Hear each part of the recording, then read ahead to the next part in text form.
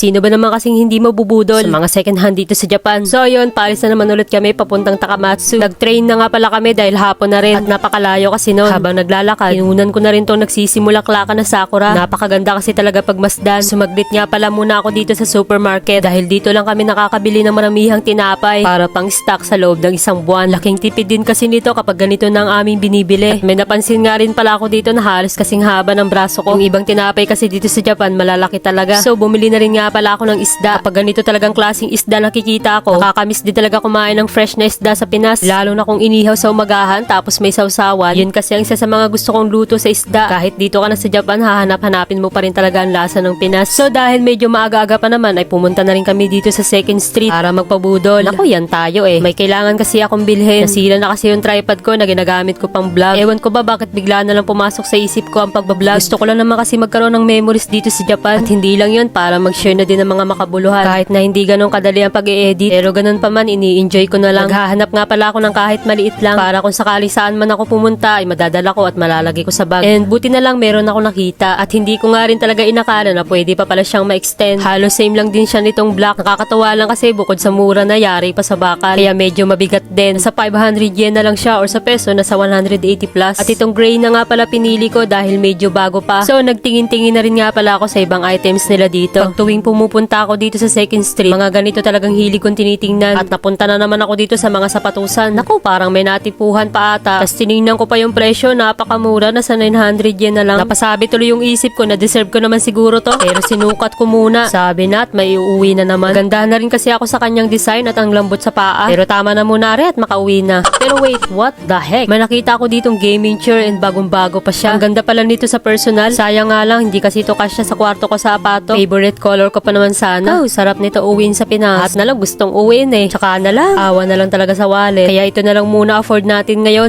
Okay lang naman kung hindi ako makabili ng mga ganon. At oo, mabibili mo na yung mga gusto mo. Pero kailangan mo pa din maging disiplina sa kinikita. Baka mamaya, allowance mo naman naapektuhan. Aray mo. So, ayun lang guys at maraming salamat nga pala sa panonood. Bye-bye!